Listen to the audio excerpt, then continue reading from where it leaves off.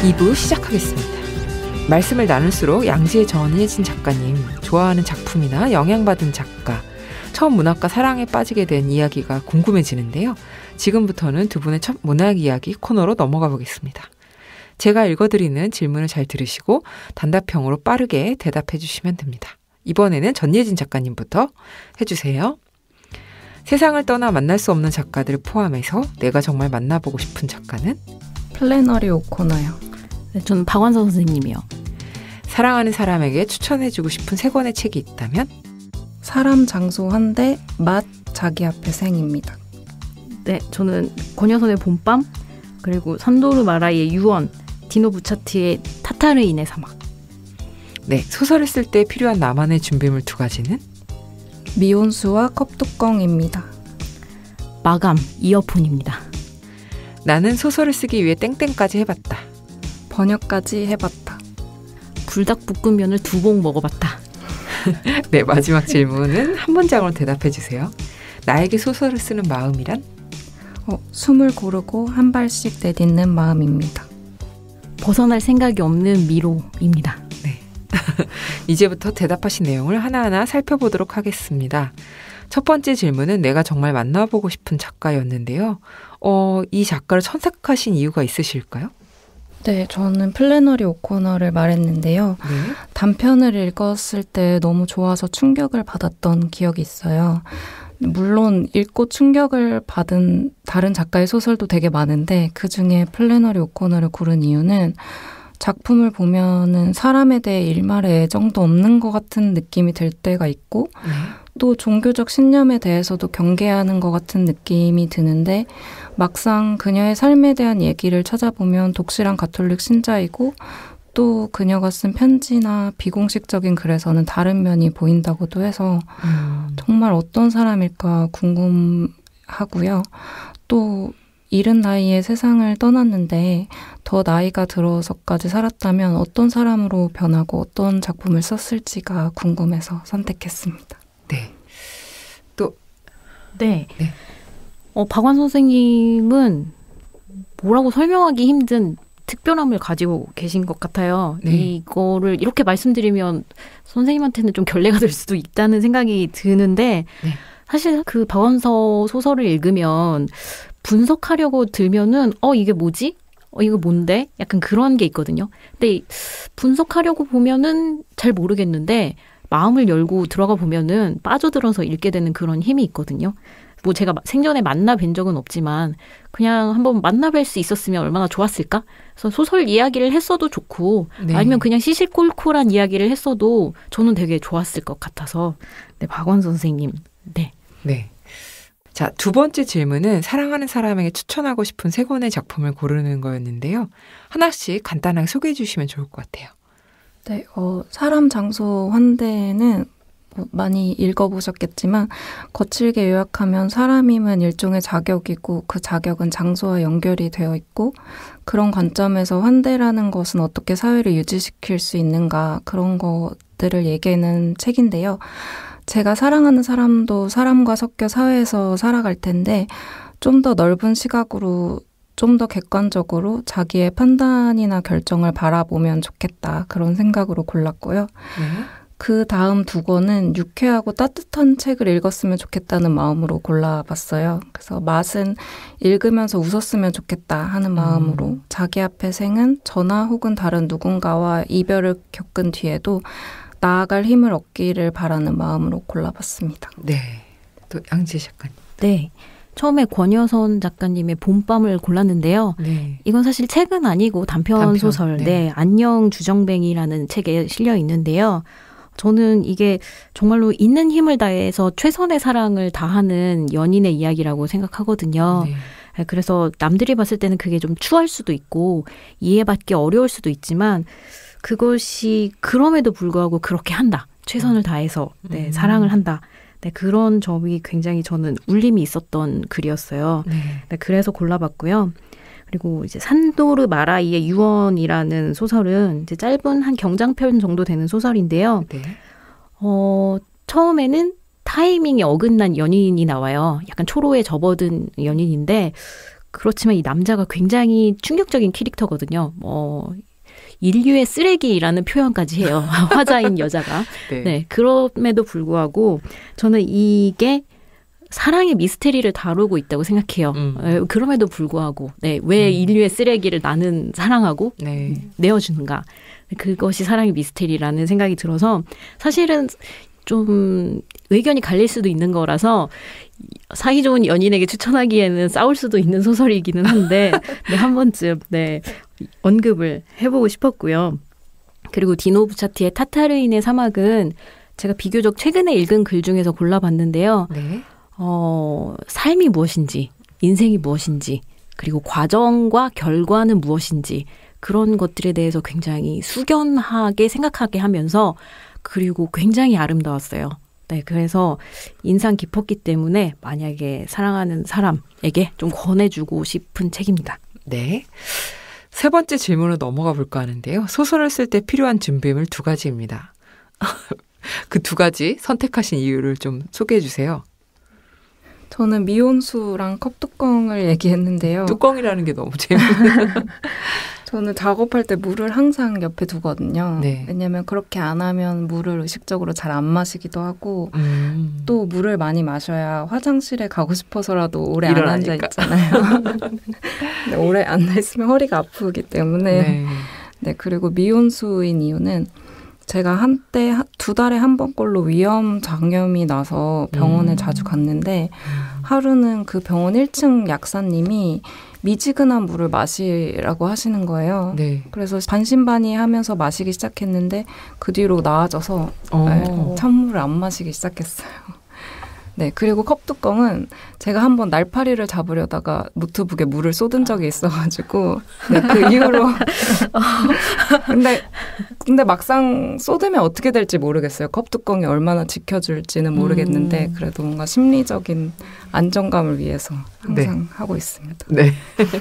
또 양지혜 작가님은? 네, 저는 마감하고 이어폰이었는데요. 네. 제 신념 중에 하나가 모든 글은 마감이 써준다라는 신념이 있거든요. 그렇죠.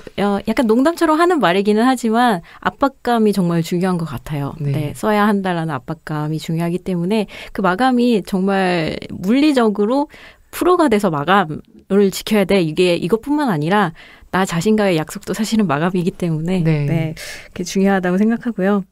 이어폰은 습관인 것 같아요. 저는 사실 이어폰 낀 지 굉장히 오래됐거든요. 96년부터 거의 매일 이어폰을 착용하는 사람인데. 그거 건강에 안 좋을 것 같은데요. 네, 그래서 귀 건강을 좀 생각하고 있기는 한데 아직까지는 그래도 별다른 이상이 없어서 고수하고 있긴 한데 또 이렇게 BGM을 들으면서 하면은 또 몰입이 될 때도 있고 해서 그리고 저는 카페에서 작업을 할 때가 많거든요. 네, 그러다 보니 이어폰이 필수품입니다. 네. 아직 젊으셔서 괜찮을 것 같습니다. 네. 감사합니다.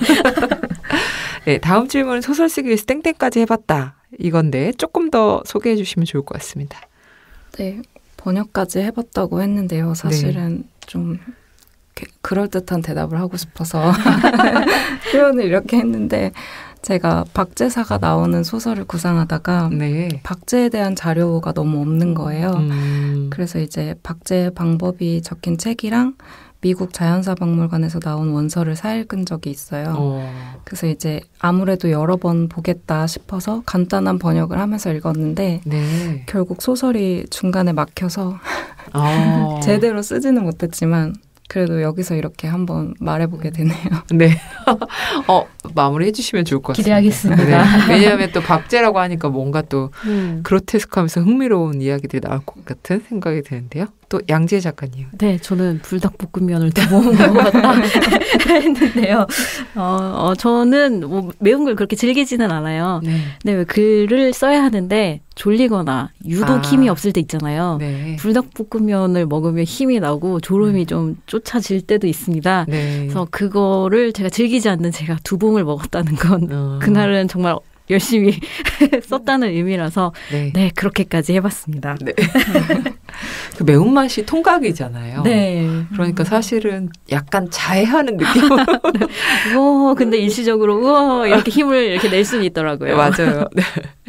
네, 다음 질문 넘어가기 전에 두 분께 처음에 소설 쓰게 된 특별한 계기가 있으셨을까요? 뭐 장르가 많은데 특별히 소설을 선택한 이유도 좋고요.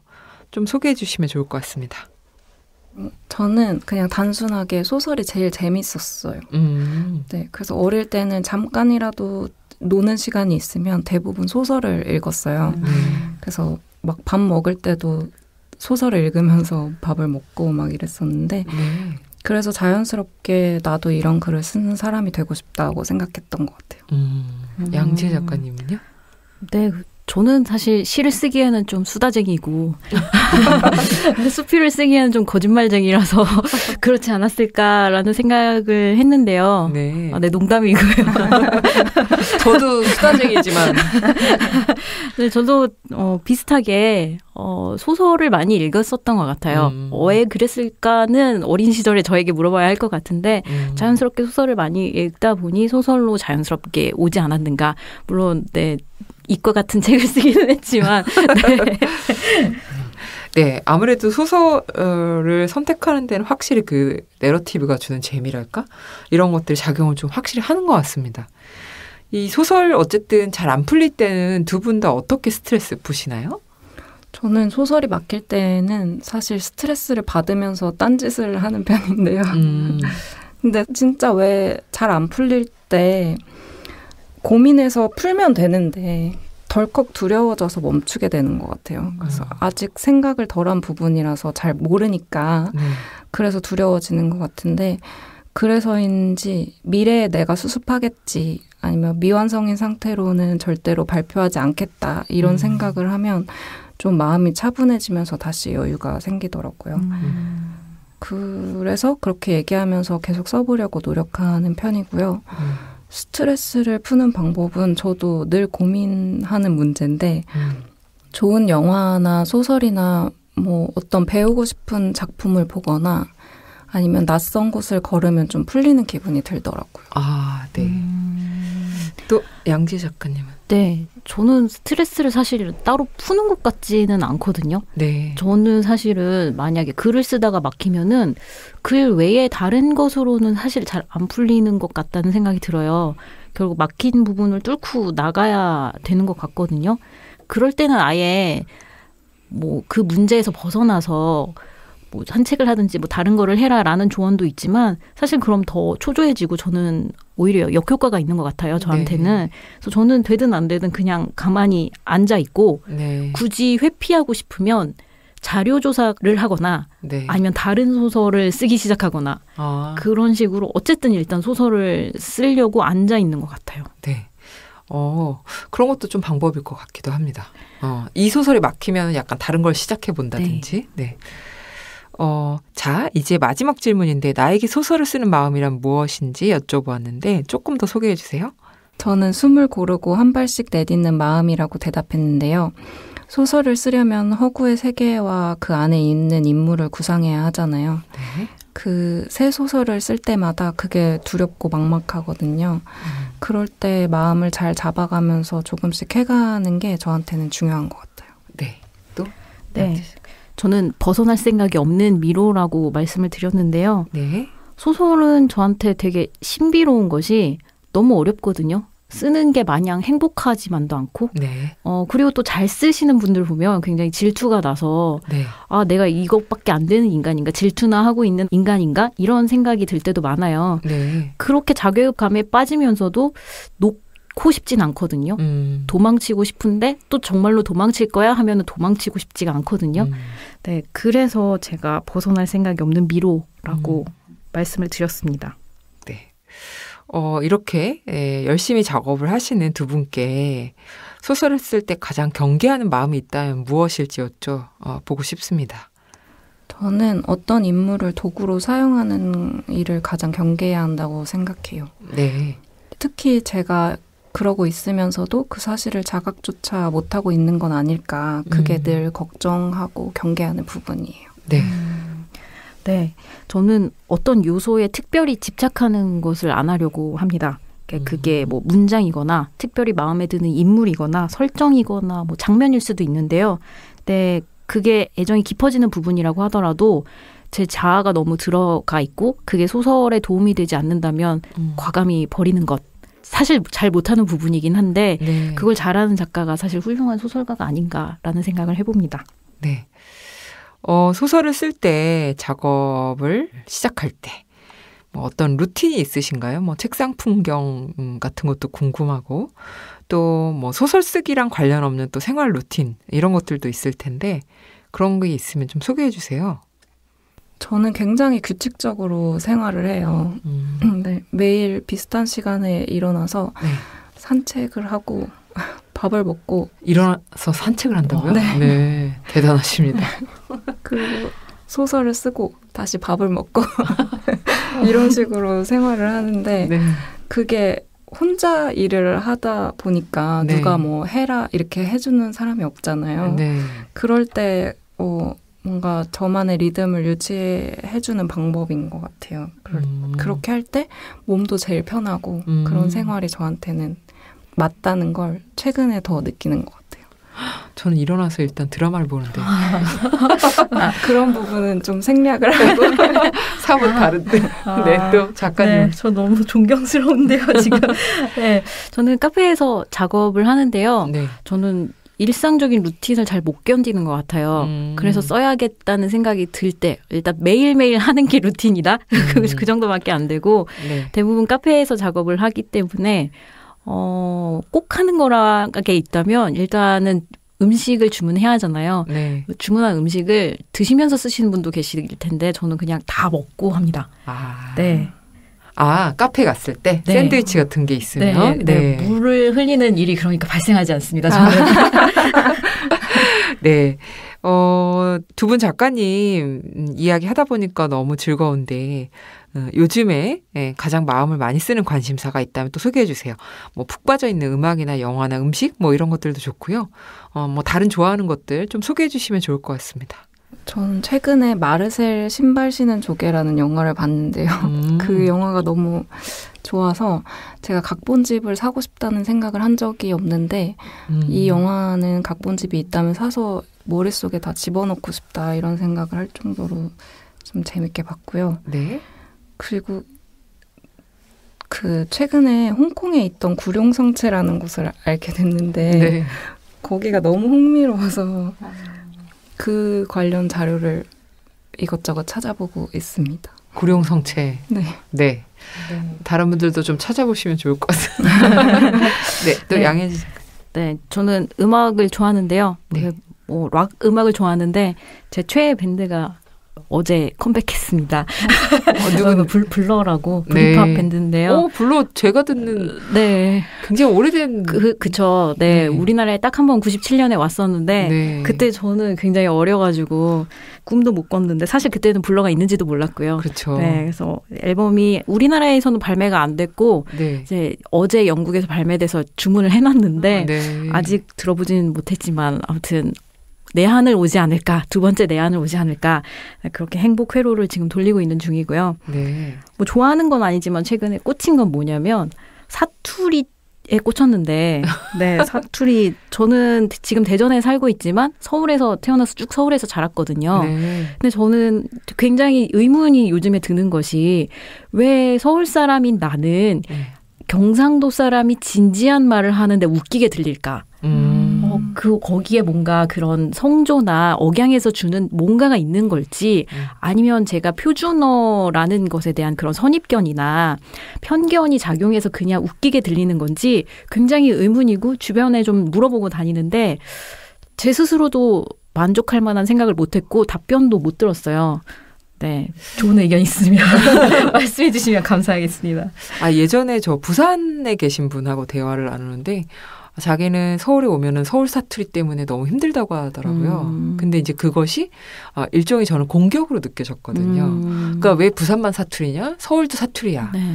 서울 사투리라는 게 있어. 그런데 왜 자꾸 서울을 제외한 지역을 사투리라고만 말을 하는가? 뭐 이런 식의 어떤 그런 비판적 인식이 아니었을까 생각을 했는데 그 순간 저도 뭐라고 답변을 해야 될지 몰라서 너무 좋은 이야기인데요. 그냥 이러고 넘어갔던 기억이 있습니다. 근데 확실히 그게 어떤 중앙이 어딘가에 있고 네. 중앙이 아닌 것이 있고 이런 어떤 인식의 또 출발이 아닐까 이런 생각이 좀 들기도 하네요. 네. 이쯤에서 다음 코너로 넘어가 볼까 합니다. 이번 코너는 내가 가장 사랑하는 문장들입니다. 작가의 목소리로 작품에서 가장 사랑하는 문장을 듣는 시간인데요. 어떤 문장들을 가져오셨을지 먼저 양지혜 작가님의 목소리로 들어보겠습니다. 무언가에 깊이 몰두한 인간만이 경험하는 외로움에 대해 입을 여는 것은 지뢰받침을 알면서도 무사히 지나갈 수 있으리라 여기며 그곳으로 걸어 들어가는 것과 마찬가지다. 무언가를 모르는 사람에게 그가 모르는 무언가에 대해 설명하고 이해시키는 것은 불가능에 가깝다. 자신이 하는 일이 필연적으로 외로움을 동반한다는 사실을 깨달은 사람은 어느 순간부터 사람과의 관계를 포기하고 더욱 깊은 내면으로 들어가기 마련이다. 그러나 누군가는 가끔 한계에 도달하기도 한다. 이윽고 그는 심연에 가라앉는다. 어떤 이는 그곳을 절망이라 부르겠지만 나는 가본 적 없는 그곳이 무한히 평화로우리라 상상한다. 네, 이 문장을 낭독해 주신 이유가 있으실까요?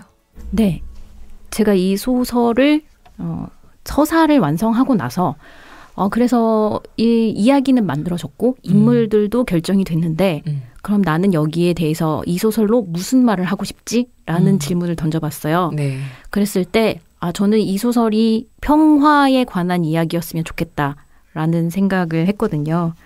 네, 그래서 외롭거나 괴롭거나 절망에 빠져 있다고 하더라도 결국은 그것의 어딘가에는 평화가 맞닿을 수 있는 그런 실마리가 있고, 그래서 제가 소설을 쓰면서 떠올렸었던 그런 많은 존재들이 거기에 닿을 수 있었으면 좋겠다라는 희망이 있었거든요. 네. 그래서 그 희망을 담아서 이 문장을 골랐습니다. 네. 이어서 전예진 작가님의 낭독을 들어보겠습니다. 출근길에 본 그림이 아니었다. 노트북과 의자의 위치가 달랐고 무엇보다 사람이 없었다.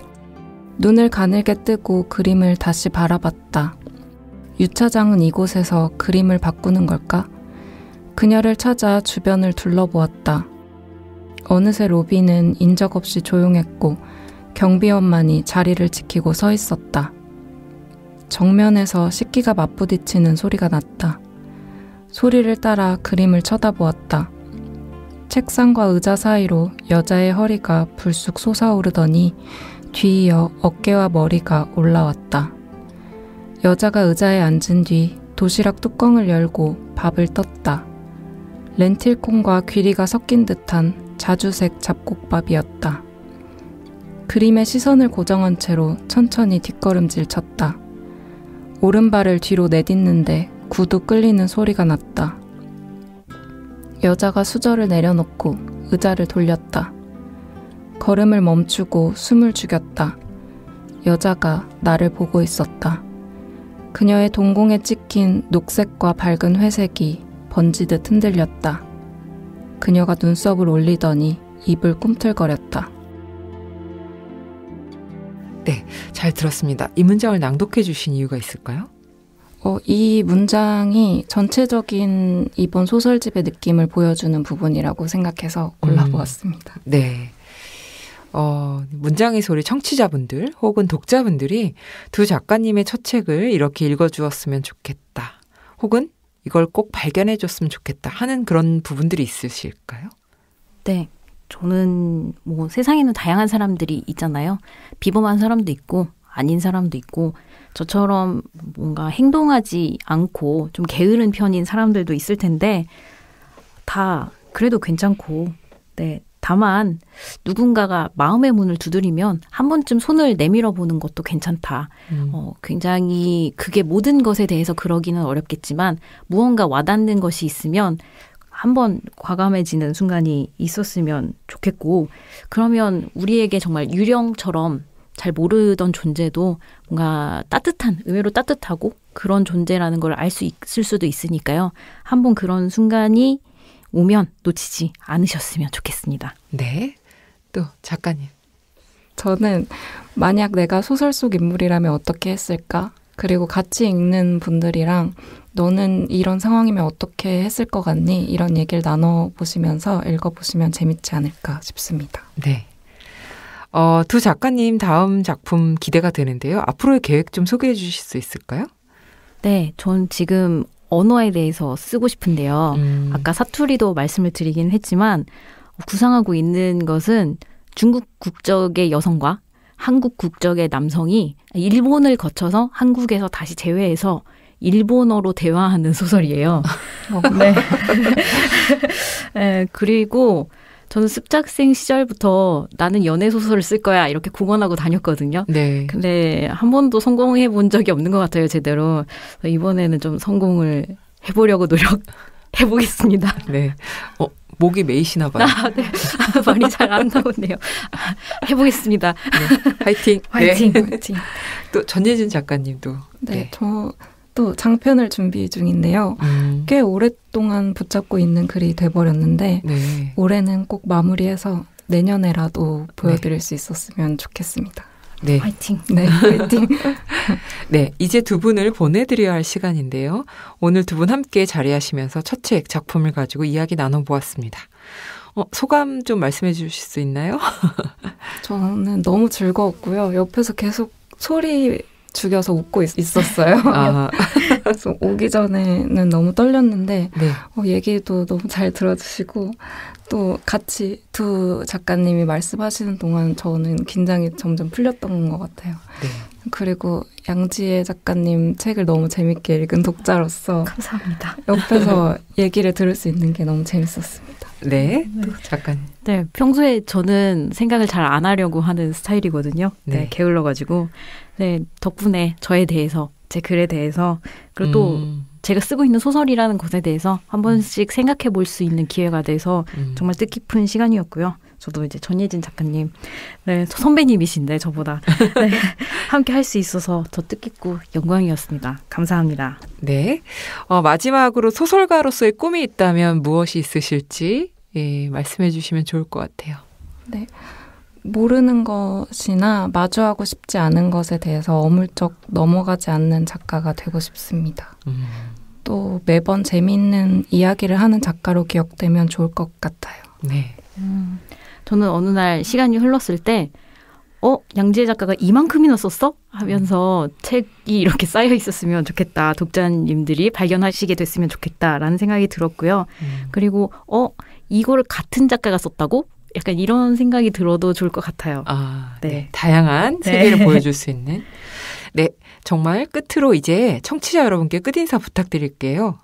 네, 같이 이야기 들어주셔서 감사합니다. 좋은 소설로 또 찾아뵙도록 하겠습니다. 네. 네, 문장의 소리 청취자 여러분, 정말 처음으로 인사드렸는데요. 좀 서툴었는지는 모르겠지만 함께 들어주셔서 정말 감사하고요. 저는 느리더라도 일단은 착실히 앞으로 나가는 소설가가 되겠습니다. 제 장편소설, 첫 장편소설 1m는 없어 많이 관심 가져주시고요. 또 열심히 써서 새로운 책으로 인사드리고 싶습니다. 감사합니다. 네, 감사합니다. 문장의 소리 이제 마칠 시간인데요. 우리의 첫 책 특집으로 함께해 주신 양지혜, 전예진 작가님 감사합니다. 지금까지 연출 김봉, 구성작가 권혜영, 최지은, 저는 DJ 이영주였습니다. 우리 그럼 수요일에 또 만나요. 우리만의 문장의 소리로.